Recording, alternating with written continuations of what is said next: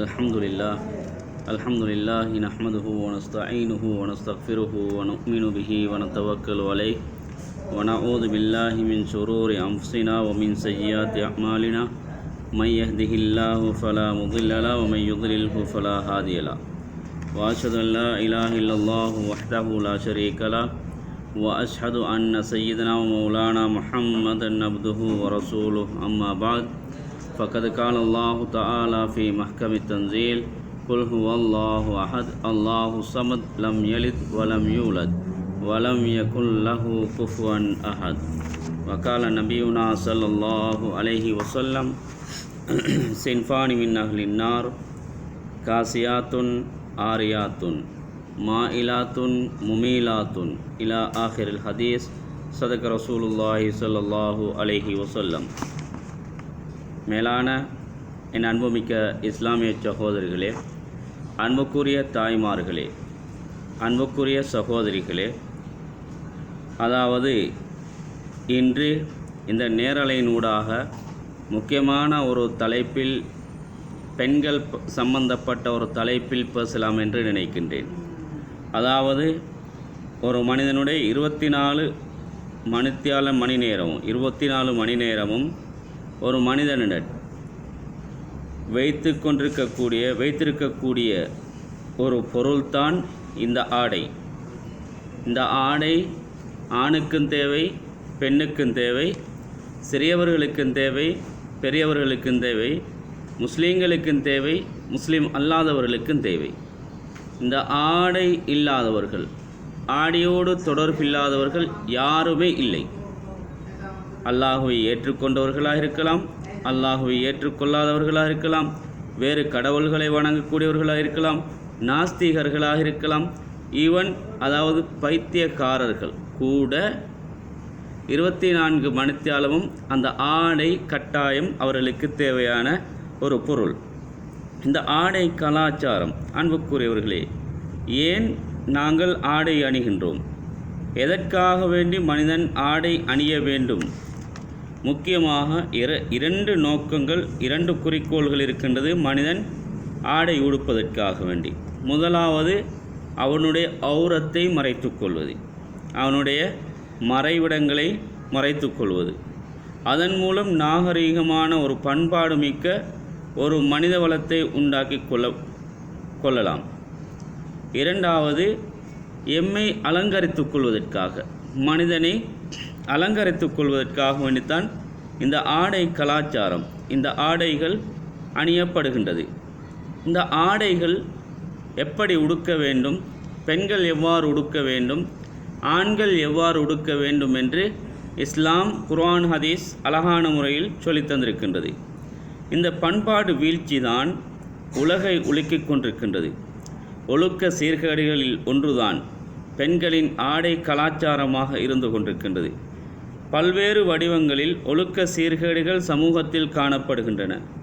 பெண்களுக்கு பாதுகாப்பில்லாத நிலை, பெண்களுடைய மானத்துக்கு பாதுகாப்பில்லாத நிலை, பெண்களுடைய கற்பை பாதுகாக்க முடியாத நிலை உருவாக இருக்கக்கூடிய காரணம் பெண்களுடைய ஆடை கலாச்சாரம் என்றுதான் சொல்ல வேண்டும்.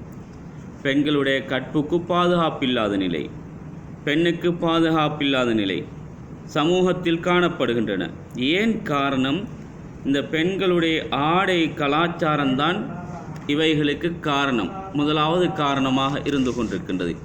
பெண்களுடைய ஆடைகள், பெண்கள் இஸ்லாம் சொல்லக்கூடிய முறையில் ஆடைகளை உடுப்பார்கள் என்றிருந்தால் அவர்களுடைய மானத்துக்கோ அவர்களுடைய கற்புக்கோ எதற்கும் ஒரு பங்கமும் ஏற்பட மாட்டாது. பல்வேறு வடிவங்களில் ஒழுக்க சீர்கேடுகள் சமூகத்தில் காணப்படுகின்றன. அன்புக்குரியவர்களே, இன்று பெண்களுடைய கற்பை கூட பாதுகாக்க முடியாத ஒரு நிலை உலகத்தில் இருப்பதை நாங்கள் பார்க்கின்றோம். தனது கவர்ச்சியை காட்ட வேண்டும் என்ற நோக்கில் அதிகமான பெண்கள், முஸ்லீம் பெண்களாகவும் இருக்கலாம், முஸ்லீம் அல்லாத பெண்களாகவும் இருக்கலாம், தன்னுடைய கவர்ச்சியை காட்ட வேண்டும், தன்னை அடுத்த ஆண்கள் பார்த்து மதிமயங்க வேண்டும், தன்னை அடுத்த ஆண்கள் பார்த்து அவர்களை ரசிக்க வேண்டும் என்பதற்காக வேண்டி எவ்வாறான மிகவும் மோசமான ஆடைகளை உடுக்கக்கூடிய சமூகம் எங்களுக்கு மத்தியிலே உருவாக இருக்கின்றார்கள். அன்புக்குரியவர்களே, இதில் ஈமான் கொண்டவர்களும் இது அல்லாஹுவை ரப்பாக ஏற்ற பெண்களும் இவ்வாறான கவர்ச்சியான ஆடைகளை உடுக்கக்கூடியவர்களை நாங்கள் எமது சமூகத்தில் பார்க்கின்றோம். உடலை ஒட்டிய ஆடைகள், மேனி தெரியக்கூடிய வெங்காய சருகு போன்ற ஆடை கலாச்சாரம் இன்று எமது சமூகத்துக்கு மத்தியிலே இன்ஃபில்ட்ரேட்டாக இருக்கின்றது, ஊடுருவி இருக்கின்றது. அன்புக்குரியவர்களே, எங்களுடைய பெண்களுடைய ஆடைகளை தெரிவு செய்யும் பொழுது படித்த சமூகம், படிக்காத சமூகம், இன்டலெக்சுவல், நான் இன்டலெக்சுவல் எல்லோருமே, ஆசிரியைகள், ஆஃபீஸிலே வேலை செய்யக்கூடிய முஸ்லீம் பெண்கள், அதே போன்று வேறு வேறு நிறுவனங்களிலே வேலை செய்யக்கூடிய முஸ்லீம் பெண்கள் எப்படியான ஆடைகளை தெரிவு செய்கின்றார்கள், எப்படியான ஆடை கல்ச்சர், க்ளோத்திங் கல்ச்சரை தெரிவு செய்கின்றார்கள். அன்புக்குரியவர்களே, நான் இந்த ஆடையை உடுத்தால், நான் இந்த உடுப்பை உடுத்தால் அந்நிய ஆண் என்னை பார்க்க வேண்டும், அடுத்த மனிதன் என்னை பார்க்க வேண்டும் என்பதற்காக வேண்டித்தான் இந்த ஆடைகளை உடுக்கின்றார்கள்.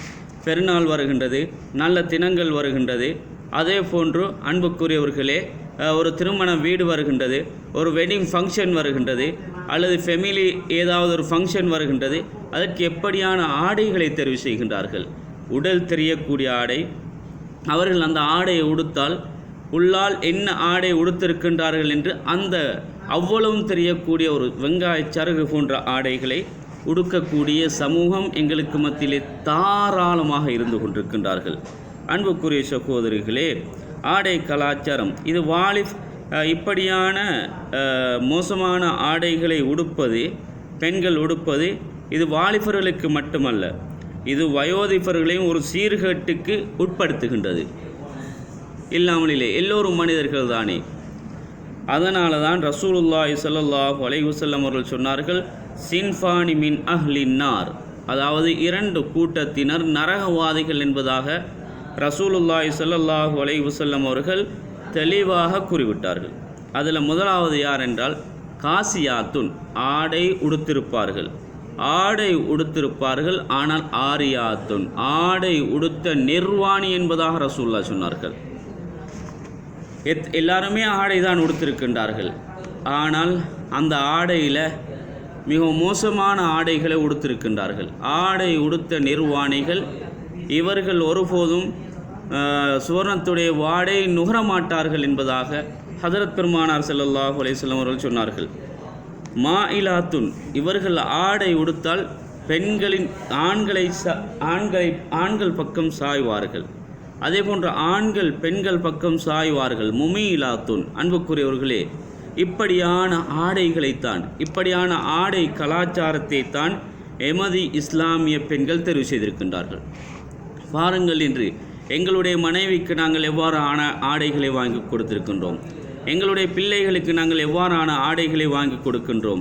பார்த்தால் அடுத்தவன் ரசிக்க வேண்டும் என்ற அடிப்படையில் தான் எங்களுடைய மனைவிக்கு நாங்களே தெரிவு செய்து வாங்கி கொடுக்கின்றோம், எங்களுடைய மகளுக்கு நாங்களே தெரிவு செய்து வாங்கி கொடுக்கிறோம். அன்புக்குரியவர்களே, இப்படியான பெண்கள் வலா யஜித்ன ரீஹஹா, அவர்கள் சொர்க்கத்துடைய வாடையை நுகரவே முடியாது என்பதாக ஹதரத் பெருமானார் ஸல்லல்லாஹு அலைஹி வஸல்லம் அவர்கள் சொல்லி காட்டினார்கள்.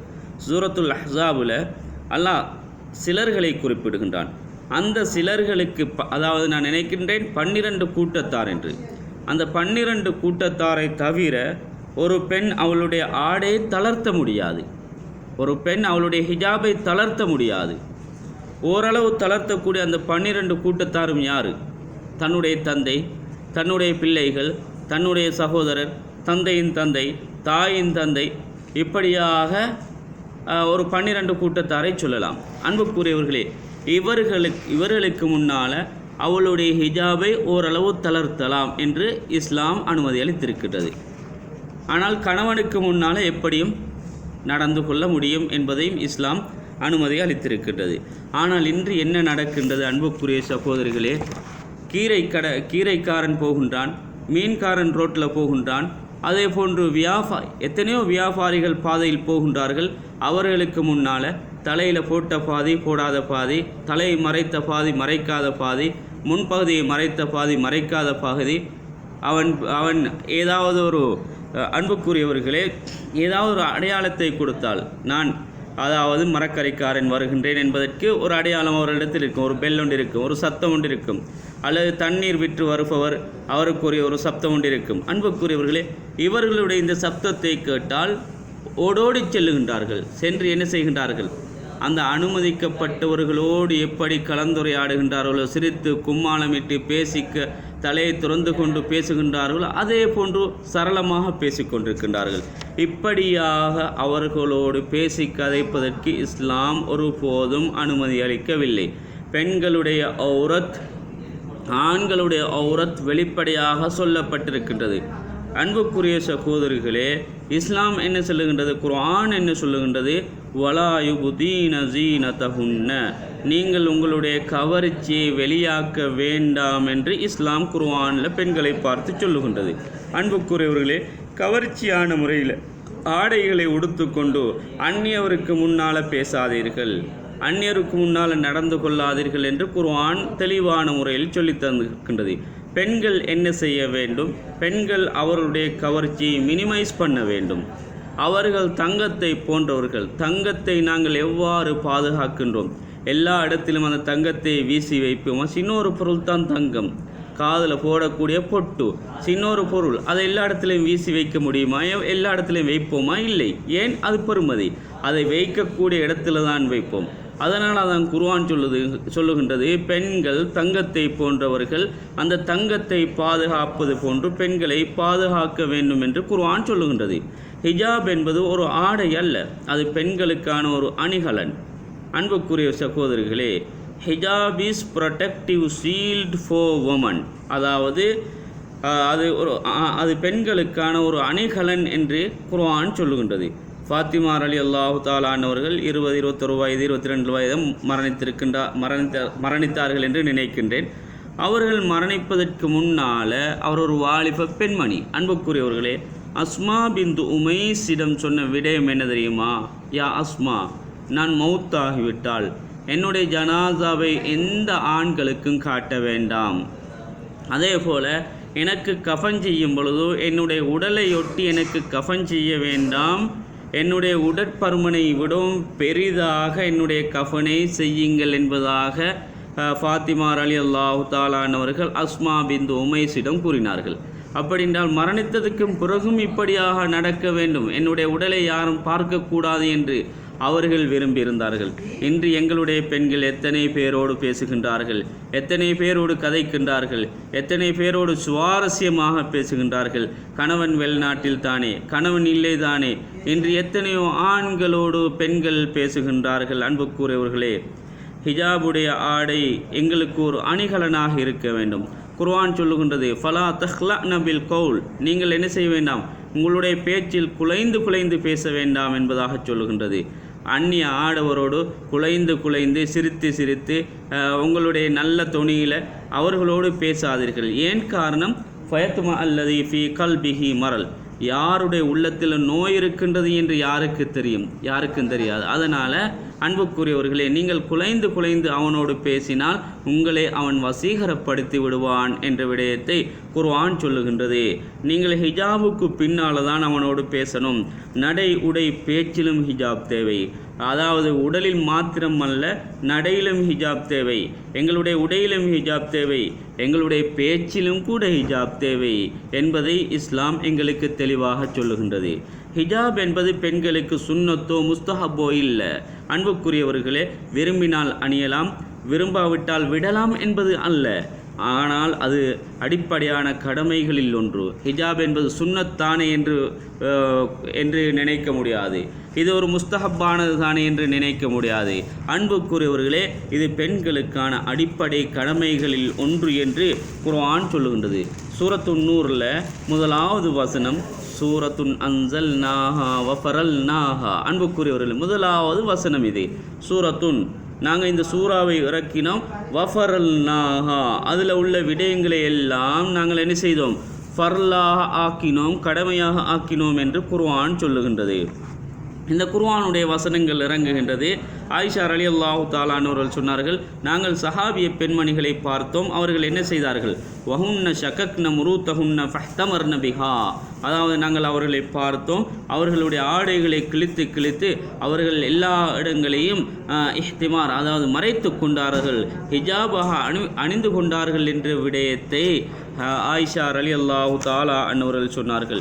ஒரு பெண் தொழாவிட்டால், அன்புக்குரிய சகோதரர்களே நன்றாக கேளுங்கள், ஒரு பெண் தொழாவிட்டால், நோன்பு பிடிக்காவிட்டால், ஏனைய இதர இஸ்லாமிய கடமைகளை செய்யாவிட்டால் அவளுடன் மாத்திரம்தான் அது மட்டுப்படுத்தப்படுகின்றது. ஆனால் ஹிஜாபுடைய வாழ்க்கை இல்லாத போதோ நல்லவர்களும் பாவியாக பல குடும்பங்கள் சின்னா பின்னமாகுவதற்கு காரணமாக இந்த ஹிஜாப் இருந்து கொண்டிருக்கின்றது. ஹிஜாப் இல்லாவிட்டால் அன்புக்குரியவர்களே அவளுக்கு மாத்திரமல்ல, அவளை சூழ இருக்கக்கூடியவர்கள் நல்லவர்களும் அவளை பார்த்து அவளுடைய நடை உடையை பார்த்து பாவிகளாக ஆகின்றார்கள். பல குடும்பங்கள் அன்புக்குரியவர்களே சின்னா பின்னமாகுவதற்கு காரணம் இந்த ஆடைதான். ஆடை குறைப்பு தான் அன்புக்குரியவர்களே. குறைந்த ஆடைகளை உடுக்கின்றார்கள். ஆடை உடுத்திருக்கின்றார்களா இல்லையா என்று தெரியாது. அந்த அளவுக்கு, அதாவது எந்த அளவுக்கு நினைக்க வேண்டும் என்றால் அன்புக்குரியவர்களே, ஏன் அல்லாஹ் எங்களுக்கு இந்த கண்ணில் பார்வை தந்தான் என்று ஒரு சில நேரங்கள் யோசனை வருகின்றது. அந்த அளவுக்கு மிகவும் மோசமாக, மிகவும் அருவருப்பான முறையில் ஏன் இந்த ஆடை உடுக்கின்றார்களோ தெரியாது.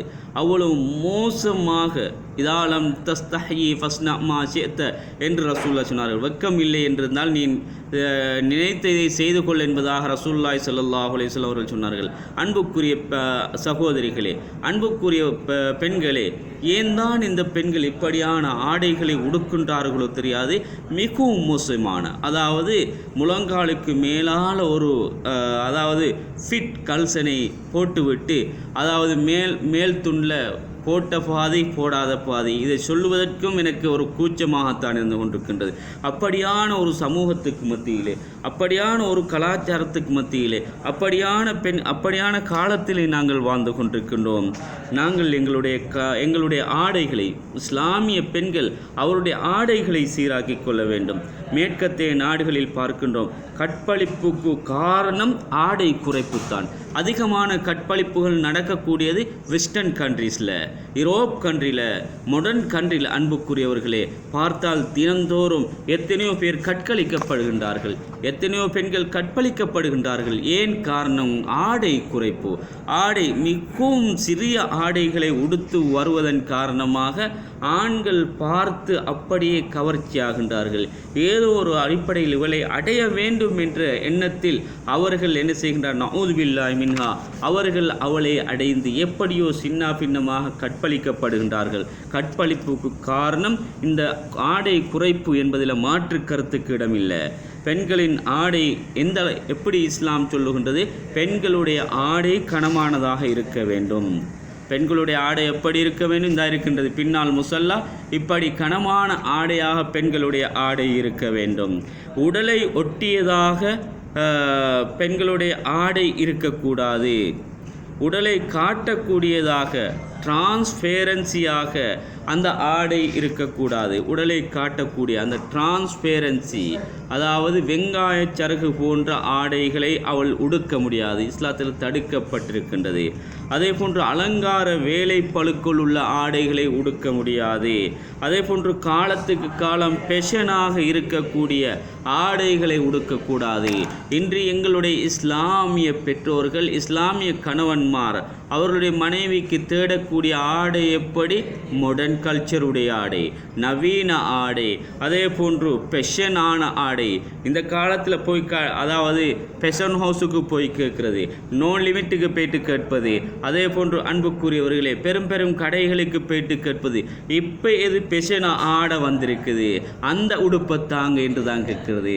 அன்புக்குரியவர்களே பெஷன் ஆடையைத்தான் தெரிவு செய்கின்றார்கள். நஊது பில்லாஹி மின்ஹா. இந்த ஆடையின் மூலமாக உங்களுக்கு சொர்க்கத்துடைய வாடையை கூட நுகர முடியாது என்பது நபியுடைய வாக்கு, நபியுடைய வாதா. நீங்கள் 5 நேரமும் தொழலாம். தொழலாம், நீங்கள் நோன்பு பிடிக்கலாம், நீங்கள் தஹஜ்ஜத் தொழலாம், நீங்கள் உம்ரா செய்திருக்கலாம், நீங்கள் ஹஜ்ஜி செய்திருக்கலாம், நீங்கள் சதகா கொடுக்கலாம். ஆனால் உங்களுடைய ஆடை கனமான ஆடையாக இல்லாமல் மெல்லிய ஆடையாக டிரான்ஸ்பேரன்சியாக இருந்தால், அன்புக்குரியவர்களே, அதிகமான வேலைப்பளுக்கள் உள்ள ஆடைகளை உடுத்தால், அதே போன்று காலத்துக்குரிய பெஷனான ஆடைகளை உடுத்தால், உங்களால் ஒருபோதும் நீங்கள் எவ்வளவுதான் இபாதத் செய்தாலும் சுவனத்துடைய வாடையை கூட நுகர முடியாது. இன்று பார்க்கின்றோம் அபாயா என்ற போர்வையில், அபாயா என்ற தோரணையில் எல்லா பெண்களும் ஆடை உடுக்கின்றார்கள், அதாவது இந்த அபாயாவை அணிகின்றார்கள். இது ஒரு பெஷனாக மாறிவிட்டது. அன்புக்குரியவர்களே, அபாயாக்களை பாருங்கள். இதுதானா இஸ்லாமிய அபாயா? மறைக்க வேண்டிய பகுதிக்கு என்ன செய்கின்றார்கள்? மணிகளால் வேறு விதமாக ஜோடித்து அந்த மறைக்கக்கூடிய பகுதியை அடையாளமிட்டிருக்கின்றார்கள். கைக்கு பக்கத்தில் மணி, அப்படியே இந்த கைக்கு ஒரு போர்டரை, மணியால் ஒரு போர்டரை வைத்திருக்கின்றார்கள். அந்த கையைத்தான் பார்க்கக்கூடிய மனிதனுக்கு. அதே போன்று முகத்துக்கு மேலே இந்த ஹிஜாபுக்கு என்ன செய்கின்றார்கள்? அன்புக்குரியவர்களே, மணியால் அந்த ஹிஜாபை அலங்காரம் செய்திருக்கின்றார்கள். அப்போ பார்க்க முடியாதனும் ஒரு முறை பார்த்து விட்டால் இரண்டாவது முறையும் பார்ப்பான், இரண்டாவது முறையும் பார்த்துவிட்டு மூன்றாவது முறையும் பார்ப்பான். அதே போன்று அன்புக்குரியவர்களே, மேல் மார்பக பகுதி எடுத்துக்கொண்டால், நான் இது ஆதாரபூர்வமாக சொல்லுகின்றேன், மார்பக பகுதி எடுத்துக்கொண்டால் அன்புக்குரியவர்களே, அந்த மார்பக பகுதியை அடையாளமிட்டிருக்கின்றார்கள் மணிகளால். அன்புக்குரிய சகோதரிகளே, இதுதானா இஸ்லாமிய ஹிஜாப்? இதுதானா இஸ்லாமிய அதாவது அபாயா? இல்லை, இதெல்லாம் ஒரு பெஷனான அபாயாவாக மாறிவிட்டது. எப்படியான அபாயாக்கள்? மிகவும் ஜாக்கிரதையாக இருக்க வேண்டும் பெண்கள். அபாயாக்கள் எல்லாமே அபாயாக்கள் அல்ல. அபாயா உடுத்தால் அப்படியே பின்பக்கம் அப்படியே ஒட்டி உள்ளால் இருக்கக்கூடிய உள்ளாடைகள் தெரியக்கூடிய விதத்தில் அபாயாக்கள் இன்று வெளியாக இருக்கின்றது. அப்படியான அபாயாக்களை நாங்கள் அனைவரும் மறுதளிக்க வேண்டும். நாங்கள் ஆடைகள் உடுத்தால் எங்களுடைய உடலுடைய பருமன் தெரியாத அளவு எங்களுடைய ஆடைகள் இருக்க வேண்டும். இந்த ஆடையைத்தான் இஸ்லாம் விரும்புகின்றது. Dear sisters in Islam, why Islam emphasizes the hijab? That is for your safety and security. You can't speak with everyone without hijab, except someone. Our ladies talking with everyone commonly without hijab. Islam has laid a guideline for women clothing. Our modern woman should learn the life of ancestors Fatima, Khadija, Ruqayya, Kulsum, Aiman, like ladies. Our ladies need to shape their clothing culture in a way that is pleasing to Islam. Some ladies wearing their cloth as men. Islam totally condemned a woman dressing like a woman, like a man. Islam prohibits women for wearing tight-fitting and thin clothing. அன்புக்குரியவர்களே, உடலை ஒட்டிய ஆடைகள் எங்களுடைய பெண்களுக்கு வாங்கி கொடுக்க வேண்டாம். உடல் தெரியக்கூடிய டிரான்ஸ்பேரன்சியான ஆடைகளை எங்களுடைய பிள்ளைகளுக்கும் எங்களுடைய அன்பு மகள்மாருக்கும் எங்களுடைய அன்பு மனைவிகளுக்கும் எங்களுடைய தாய்மார்களுக்கும் வாங்கி கொடுக்க வேண்டாம் என்று தாழ்மையாக வேண்டிக் கொள்கின்றேன். நீங்கள் எவ்வளவுதான் பெண்கள் இபாதத் செய்துவிட்டு இப்படியான இஸ்லாம் வெறுக்கக்கூடிய, இஸ்லாம் அனுமதிக்காத ஆடைகளை நீங்கள் உடுத்தால் உங்களுடைய எந்த விதமான அமல்களும் ஏற்றுக்கொள்ளப்பட மாட்டாது. உங்களால் சொர்க்கத்துடைய வாடையை வலா இஜித்னரி ஹஹா, சொர்க்கத்துடைய வாடையை கூட நுகர முடியாது. இன்று பார்க்கின்றோம் சில நாடுகளில், இஸ்லாமிய நாடுகள், முஸ்லிம்கள் அதிகமாக வாழக்கூடிய நாடுகளில் பெண்கள் எவ்வாறு ஆடைகளை உடுக்கின்றார்கள் என்றால், நவுது பில்லாஹி மின்ஹா, ஆண்கள் எவ்வாறான ஆடைகளை உடுக்கின்றார்களோ அவ்வாறான ஆடைகளை டிஷர்ட்டையும் டெனிமையும் உடுத்துக்கொண்டு முஸ்லீம் பெண்கள் உடுக்கின்றார்கள். இந்த ஆடைகளை இஸ்லாம் ஒருபோதும் விரும்பவில்லை. அதே போன்று ஒரு நாளைக்கு தலையை மூடி வந்தால் அடுத்த நாள் தலையை திறந்து கொண்டு வருகின்றார்கள். பெரும் அரச குடும்பத்தில் உள்ள ஒரு பெண்மணி என்ன செய்தால், அவள் ஹிஜாபோடு வாழ்ந்த ஒரு பெண்மணி அவளுடைய தலையை குளித்துவிட்டு அவளுடைய தலை காய வேண்டும் என்பதற்காக வேண்டி மேல் மாடியில் சென்று அவளுடைய தலைமுடியை காய வைத்து கொண்டிருக்கின்றாள். அந்த நேரத்தில் ஒரு அஜ்னபியான அதாவது ஒரு ஆண் வருவதை கண்டால் அன்புக்குரியவர்களே அவளுடைய பின்புறம் மாத்திரம்தான் தெரிந்தது. என்ன செய்தால் அவள் அந்த பெண்மணி, அந்த அரச குடும்பத்து பெண்மணி, அவருடைய பார்வை என்னுடைய முடியிலே பட்டுவிட்டது என்ற நோக்கத்தில் அப்படியே பின்னால் இருந்த எல்லா முடிகளையும் வெட்டி வீசிவிட்டாள். அப்படியாக எத்தனையோ பேர்களை, எத்தனையோ பெண்களை சொல்லலாம். அன்புக்குரிய தாய்மார்களே, அன்புக்குரிய சகோதரிகளே, உங்களுடைய ஒரு முடியை கூட அஜ்னபியான மனிதனுக்கு, ஆண்களுக்கு காட்ட முடியாது. நாங்கள் எல்லா முடிகளையும், எங்களுடைய முன்பகுதி, மார்பக பகுதிகள், அதே போன்று நாங்கள் எல்லோருடையும் சகஜமாக கதைக்கின்றோம். எல்லோரோடும் தலையை மறைக்காமல், ஹிஜாபை அணியாமல் எல்லோரோடும் சகஜமாக கதைக்கின்றோம். அதாவது சூரத்துல் அஹ்ஸாபில் சொல்லப்பட்டவர்களை தவிர வேறு யாரோடையும் உங்களுக்கு சகஜமாக ஹிஜாப், வித்தவுட் ஹிஜாப் இன்றி யாரோடும் பேச முடியாது. ஃபலா தஹ்லஅன பில் கௌல், குர்ஆன் என்ன சொல்லுகின்றது? நீங்கள் குலைந்து பேச வேண்டாம், நீங்கள் சிரித்து கும்மாளமிட்டு பேச வேண்டாம். ஏன் காரணம்? ஃபயத்தும் அல்லதி ஃபி கல்பிஹி மரல், யாருடைய உள்ளத்தில் உங்களை பற்றி என்ன நோய் இருக்கின்றது என்று தெரியாது, அதனால் உங்களை அவன் வசீகரித்து விடுவான். அதனால் நீங்கள் குலைந்து பேசாதீர்கள் என்று குர்ஆன் சொல்லுகின்றது. அன்புக்குரிய தாய்மார்களே, ஹிஜாப் என்பது உங்களுடைய செக்யூரிட்டிக்காக, உங்களுடைய சேஃப்டிக்காக வேண்டித்தான் இஸ்லாம் ஹிஜாபை அனுமதி அளித்திருக்கின்றது. இஸ்லாம் ஹிஜாபை ஒரு ஃபர்லான ஒரு அந்தஸ்துக்கு கொண்டு வந்திருக்கின்றது. எனவே இந்த ஹிஜாபை யாரும் புறந்தள்ளாமல் ஹிஜாபுடைய வாழ்க்கையில் வாழ்ந்து நாங்கள் எல்லோரும் குறுகிய காலம் இந்த உலகத்தில் வாழப் போகின்றோம். ஹிஜாபோடு வாழ்ந்து ஹிஜாபோடு மரணிப்பதற்கு ரப்புல் ஆலமீன் அல்லாஹ் எங்கள் அனைவருக்கும் தௌஃபீக் செய்வானாக என்று வேண்டி விடைபெறுகின்றேன். வாஹிரு தாவானா அல்ஹம்துலில்லாஹி ரப்பில் ஆலமீன். அஸ்ஸலாமு அலைக்கும் வரஹ்மத்துல்லாஹி வபரகாத்துஹு.